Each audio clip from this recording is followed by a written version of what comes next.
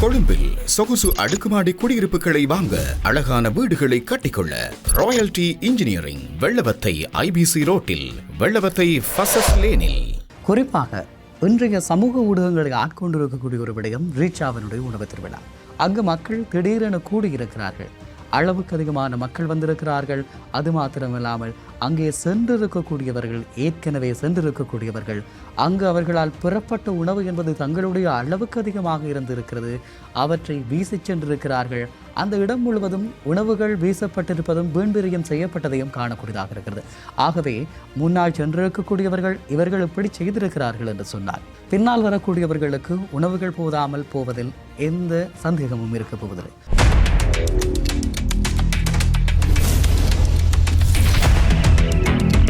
ஒளி படைத்த கண்ணும் உறுதி கொண்ட நெஞ்சும் வழி கடந்து வரும் நிதர்சனத்தின் தளம் அதிர்வு. இது கொதிநிலைகளின் களவளம். வணக்கம், இது ஐபிசி தமிழின் இன்றைய அதிர்வு. இன்றைய நாளும் பேசப்பட வேண்டிய ஒரு சில முக்கியமான விடயங்கள் தொடர்பாக பேசிக்கொள்ளப் போகிறோம். குறிப்பாக இன்றைய சமூக ஊடகங்களை ஆட்கொண்டிருக்கக்கூடிய ஒரு விடயம் ரீச்சாவினுடைய உணவு திருவிழா. இரண்டு விதமான கோணங்களிலே இந்த பதிவுகள் அதிக அளவில் வெளியாகி கொண்டிருக்கிறது. குறிப்பாக எதிராகவும் நேர்மறையாகவும் அல்லது எதிர்மறையாகவும் இந்த பதிவுகளை காணக்கூடியதாக இருக்கிறது. ஒன்று ரீச்சாவினுடைய உணவு திருவிழா, ரீச்சாவினுடைய நிறுவனராக இருக்கக்கூடிய பாஸ்கரன் கந்தையா அவர்கள் தொடர்பான பதிவுகள். இப்படி சமூக ஊடகங்கள், முகநூலாக இருக்கலாம், டிக்டாக் தளமாக இருக்கலாம், இந்த தளங்களுக்கு செல்லுகின்ற போது முழுமையாக தொடர்ச்சியாக வரக்கூடிய பதிவுகளாக இது இருக்கிறது. இன்று அன்றைய தினம் சனிக்கிழமை ரீச்சாவில் என்ன நடந்தது என்பது தொடர்பாக தொடர்ச்சியான விளக்கங்கள் வழங்கப்பட்டிருக்கிறது. கட்டுக்கிணங்காமல் திடீரென கூடிய மக்கள் கூட்டத்தினால் அந்த நிகழ்வு ரத்து செய்யப்பட்டது. அந்த நிகழ்விலே பங்கு பெற்றுவதற்காக முற்பதிவுகளை செய்திருக்கக்கூடியவர்களுக்கான முழுமையான நிதி மீளவும் வழங்கப்படும் என அறிவிக்கப்பட்ட பின்பும் நிகழ்வினுடைய ஒழுங்கமைப்பில் ஏற்பட்டிருக்கக்கூடிய தவறுக்காக நிறுவன தலைவர் அவர்கள் மன்னிப்பு கேட்ட பின்பதாகவும் இன்னமும் சமூக ஊடகங்களில் இது இவ்வளவு பாரிய பேசுபொருளாக மாறியிருக்கிறது. ஏமாற்றப்பட்டிருக்கிறார்கள், ஏமாற்றுவதற்காக பணம் வாங்கப்பட்டிருக்கிறது. உங்களிடம் 3500 ரூபாய் பணங்களை வாங்கி ஏமாற்றுவதற்காகவா பல கோடி ரூபாய் செலவழித்து முதலீடுகளை செய்து ஒரு பண்ணையை அந்த நிறுவனத்தினுடைய தலைவர் உருவாக்கி இருக்கிறார் என்கின்ற யதார்த்தபூர்வமான கேள்வியை சிந்திக்க இங்கு யாரும் தயாராக இல்லை. உண்மையில் ஒரு விடயத்தை மிக தெளிவாக புரிந்து கொள்ள வேண்டும். அங்கு சென்றிருக்கக்கூடிய மக்கள் மிக விரைவாகவே இந்த பிரச்சனைகள் தொடர்பாக உணர்ந்திருக்கிறார்கள். குறிப்பாக மக்கள் நியாயத்தினுடைய பக்கமாக இடம்பெற்றிருக்கக்கூடிய தவறுகளை ஏற்றுக்கொண்டிருக்கிறார்கள். இது எங்களுடைய தாயக மக்களினுடைய யதார்த்தபூர்வமான அணுகுமுறையை மிக அப்பட்டமாக காட்டுகிறது. அப்படியாக இருந்தால் யார் சமூக ஊடகங்களில் இதை பற்றி பேசிக் கொள்வது? இந்த ரீச்சாவினுடைய நிறுவன தலைவர் பாஸ்கரன் கந்தையா அவர்கள் வடமாகாண சபையினுடைய முதல்வர் வேட்பாளராக வரக்கூடும் என சமூக ஊடகங்களில் ஒரு ஊகமுலாவை தெரிந்தது. அதன் அடிப்படையில் அந்த வடமாகாண முதலமைச்சர் கனவிலே இருக்கக்கூடிய வடக்கினுடைய பிரபலமான 2 அரசியல் தரப்புகளினுடைய ஐடி விங் எப்படி செயற்படுகிறது என்று சொன்னால் இரவு பகல் பாராமல் மிக மோசமாக அவர்கள் பதிவுகளையும் கருத்துக்களையும் பின்னூட்டங்களையும் இடுவதிலே கழித்துக் கொண்டிருக்கிறார்கள். ஒரு விடயத்தை மிக தெளிவாக பகிர்ந்து கொள்ளலாம். இந்த விவகாரத்தை அல்லது ரீச்சாவினுடைய உணவு திருவிழாவை எப்படி நீங்கள் அரசியலாக பார்க்க முடியும்? அங்கு மக்கள் திடீரென கூடியிருக்கிறார்கள். அளவுக்கு அதிகமான மக்கள் வந்திருக்கிறார்கள். அது மாத்திரமில்லாமல் அங்கே சென்றிருக்கக்கூடியவர்கள், ஏற்கனவே சென்றிருக்கக்கூடியவர்கள், அங்கு அவர்களால் பெறப்பட்ட உணவு என்பது தங்களுடைய அளவுக்கு அதிகமாக இருந்திருக்கிறது. அவற்றை வீசி சென்றிருக்கிறார்கள். அந்த இடம் முழுவதும் உணவுகள் வீசப்பட்டிருப்பதும் வீண்பிரியம் செய்யப்பட்டதையும் காணக்கூடியதாக இருக்கிறது. ஆகவே முன்னால் சென்றிருக்கக்கூடியவர்கள் இவர்கள் இப்படி செய்திருக்கிறார்கள் என்று சொன்னார். பின்னால் வரக்கூடியவர்களுக்கு உணவுகள் போதாமல் போவதில் எந்த சந்தேகமும் இருக்க போவதில்லை. உண்மையில் அங்கு சென்றிருக்கக்கூடியவர்களை ஒட்டுமொத்தமாக குறை கூறுவது நோக்கம் கிடையாது. அங்கு திட்டமிடப்பட்டு அனுப்பப்பட்டவர்கள் என்கின்ற போர்வையில் தங்களை வெளிப்படுத்தி இருக்கக்கூடியவர்கள், அவர்களுடைய செயற்பாடு மிக தெளிவாக அதனை வெளிப்படுத்தி இருக்கிறது. இவர்கள் இதற்காகத்தான் வந்தார்கள், இதைத்தான் செய்ய போகிறார்கள் என்பது அவர்கள் பேசிய விதமாக இருக்கலாம், அவர்கள் வெளிப்படுத்திய கருத்துக்களாக இருக்கலாம், அல்லது அவர்கள் நடந்து கொண்ட விதமாக இருக்கலாம். இந்த விவகாரங்களில் இருந்து மிக தெளிவாக உணர்ந்து கொள்ள முடியும். இதனை வலுச்சேர்ப்பது போல ஒரு குரல் பதிவு எங்களுக்கு கிடைக்கப்பட்டிருக்கிறது.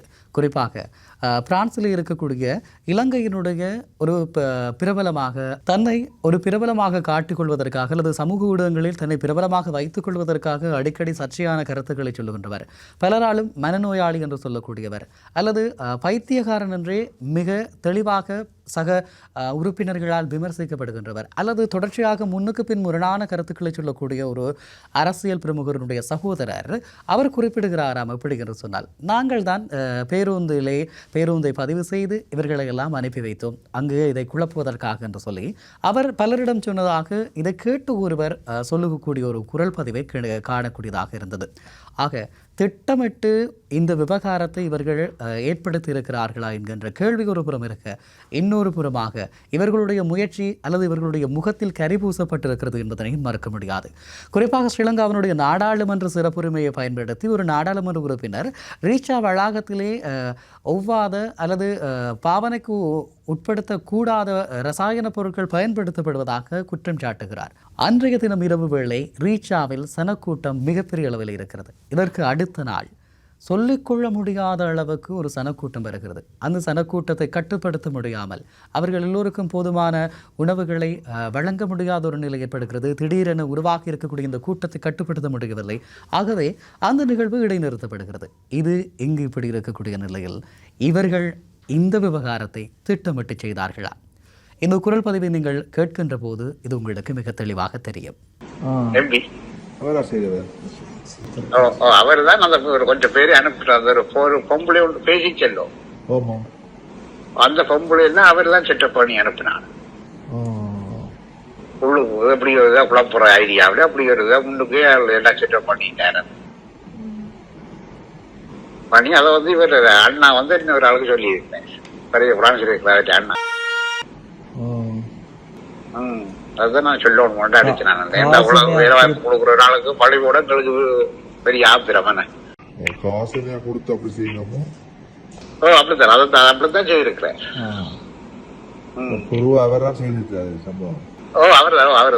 அவர்தான் பஸ்ல விட்டு 2-3 பஸ் வந்து புரிம்பா வந்தது. அந்த பிள்ளை என்ன கொஞ்சம் தமிழ்லயே வித்தியாசம் தெரியுது கதைக்கிறது பாத்துனீங்களா? அந்த பிள்ளைய தெரியுமா உங்களுக்கு? இல்ல இல்ல, அது வந்து அவர் சொல்லி இருக்கிறார், அவையில தான் அனுப்பினாரு. இவருக்கு சொல்லி என்ன பேர் அவருக்கு?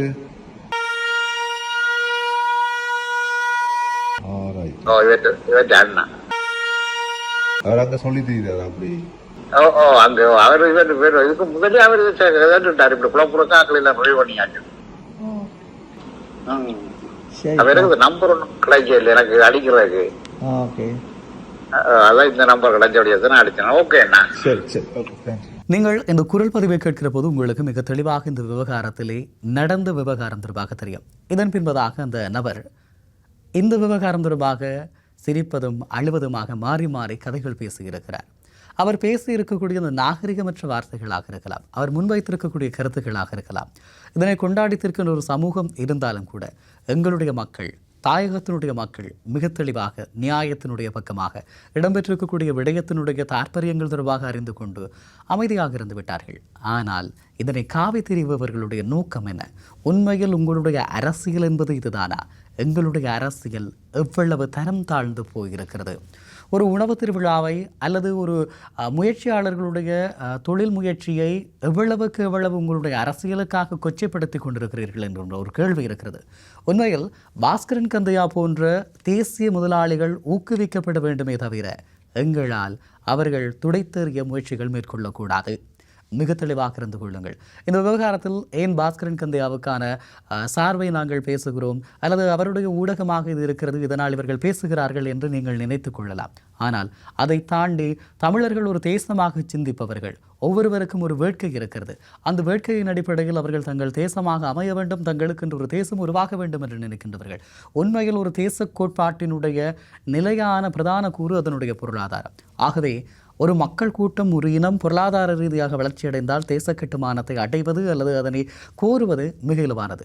அப்படி நீங்கள் நினைப்பது போல, நீங்கள் கோருவது போல தேச கட்டுமானத்தை அடைந்தால் உங்களுக்கான தேசிய முதலாளிகள், முதலீட்டாளர்களை நீங்கள் உருவாக்காமல் வைத்திருந்தால் எப்படி உங்களுடைய தேசத்தை கொண்டு நகர்த்தப் போகிறீர்கள்? ஸ்ரீலங்காவினுடைய சிங்கள தேசத்திலே இருந்து முதலாளிகளை அழைத்து வந்து அவர்களிடம்தான் இந்த விடயங்களை பேசிக்கொள்ளப் போகிறீர்களா? கொழும்பை நோக்கியும் புத்தளத்தை நோக்கியும் இறைச்சிகளுக்காக காத்திருந்த, முட்டைக்காக காத்திருந்த, இன்னும் பல விடயங்களுக்காக காத்திருந்த, பால் உற்பத்திக்காக, இப்படி ஒவ்வொரு விடயங்களுக்காகவும் தங்கியிருந்த காத்திருந்த நிலைமை மாறி தமிழர்களுக்கான தற்சார்பு பொருளாதாரத்தையும் வடக்கிற்கு தேவையானதை, கிழக்குக்கு தேவையானதை எங்களுடைய தாயகத்தில் இருந்தே உருவாக்கிக் கொள்ள முடியும் என்கின்ற சிந்தனையை, அதனை ஊக்குவிக்க வேண்டுமா, நாங்கள் துடைத்தெறிய வேண்டுமா?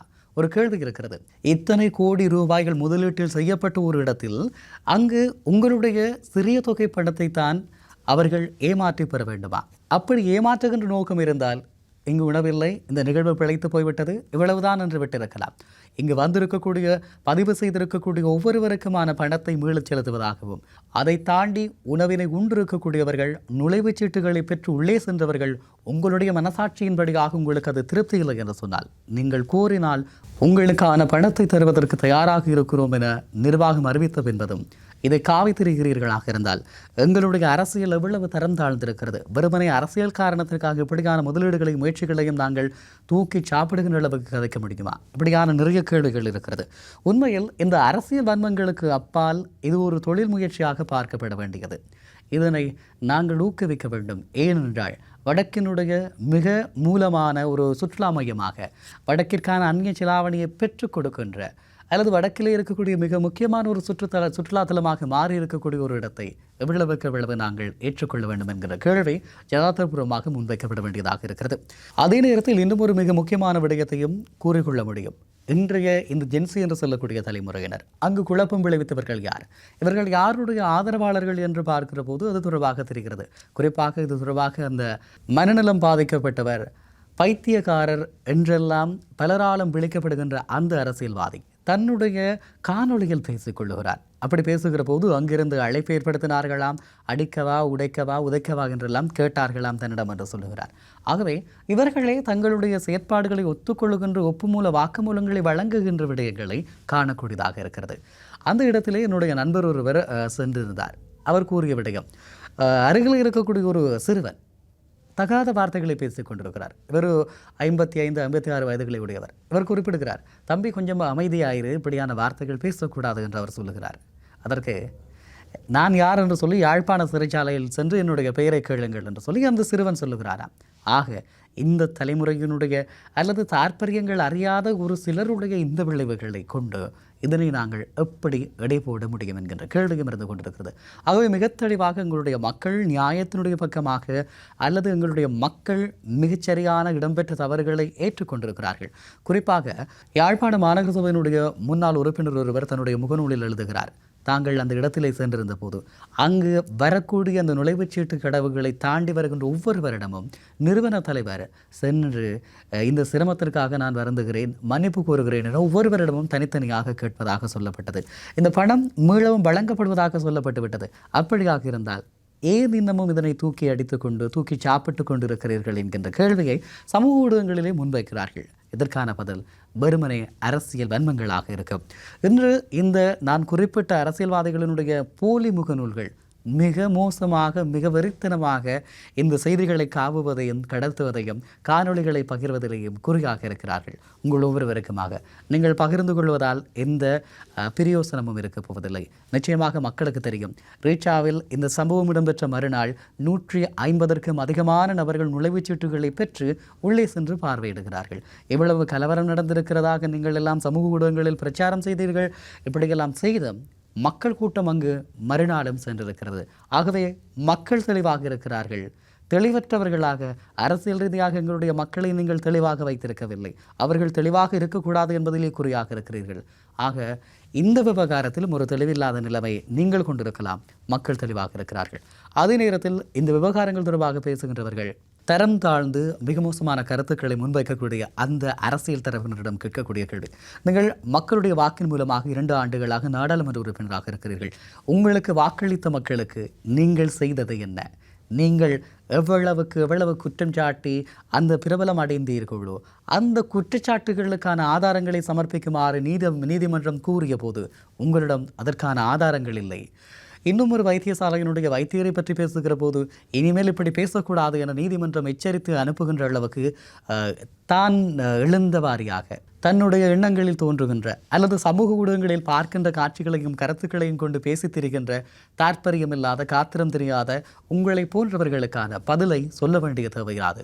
இருந்தாலும் கூட இந்த விவகாரங்களை இவ்வளவுக்கு பேச வேண்டிய தேவை என்ன, இதன் பின்னால் இருக்கக்கூடிய அரசியல் என்ன, இது திட்டமிட்டு செய்யப்பட்டிருக்கக்கூடிய இந்த விவகாரம் தொடர்பாக மக்கள் அறிந்திருக்க வேண்டியது கட்டாயம். ஆகவே நீங்கள் இப்போது இணைக்கப்படுகின்ற இந்த காணொளிகளை பாருங்கள்.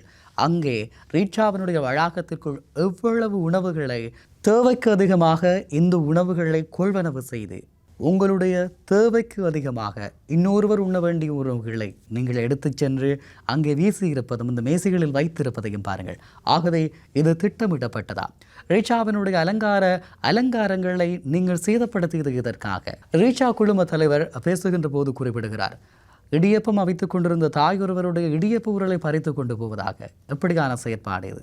ரீச்சாவினுடைய ஆடை அணிந்திருந்த பெண்கள் தாக்கப்பட்டது, ரீச்சாவினுடைய ஊழியர்களை தலைக்கவசத்தினால் தாக்கியது, எப்படியாக நிறைய விடயங்கள் சொல்லப்படுகிறது. ஆகவே நீங்கள் உண்மையில் ஒரு நாகரிகமுள்ள பொதுவழியில் நடந்து கொள்ளக்கூடிய அறச்சீட்டத்தோடு இருக்கிறீர்களா என்கின்ற ஒரு கேள்வியும் இருந்து கொண்டிருக்கிறது. ஆகவே அறம் என்பது என்ன, உங்களுக்கான அறம் என்ன, இந்த விவகாரங்களை மிக தெளிவாக உணர்ந்து கொள்ள வேண்டும். ஆகவே இந்த விவகாரத்தில் நீங்கள் பேசுகின்ற காவி திரிகின்ற எந்த ஒரு காணொலியாலும் இந்த மாற்றமும் ஏற்பட போவதில்லை. மிக விரைவில் மீண்டும் இதே போன்று ஒரு விழா இடம்பெறலாம்.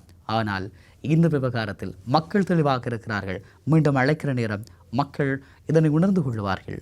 ஆனால் இந்த உங்களுடைய தரம் தாழ்ந்த அரசியல் விமர்சனங்கள் நீங்கள் எவ்வாறு அரசியலில் செயற்படுகிறீர்கள் என்பதற்கு மிக தெளிவான உதாரணம் என்றும் சொல்லிக் கொள்ளலாம். இப்படியான இந்த விவகாரங்கள் மிக தெளிவாக ஆதாரபூர்வமாக சொல்லக்கூடிய விடயங்களாக இருக்கிறது. ரீச்சாவினுடைய உணவு திருவிழா தொடர்பான பேச்சு உலகமெங்கிலும் இருக்கக்கூடிய ஒவ்வொரு வருடமும் ரீச்சாவினுடைய பெயரை கொண்டு சேர்த்திருக்கிறது. ரீச்சாவினுடைய நிறுவன தலைவர் தொடர்பான பேச்சுகள் இன்று இது சாதகமாக அவர்கள் மக்கள் ஒரு தெளிவான நிலைப்பாட்டை பெற்றிருக்கிறார்கள் என்பதற்கு சான்றான ஏராளமான பதிவுகளை காணக்கூடியதாக இருக்கிறது. நடுவுறவுகளே, மற்றும் ஒரு இன்றைய அதிர்வினூடாக உங்கள் அனைவரையும் சந்திக்கிறேன். ஐபிசி தமிழ் நியூஸ் என்கிற எங்களுடைய யூடியூப் பக்கத்தை பின்தொடருங்கள். வணக்கம்.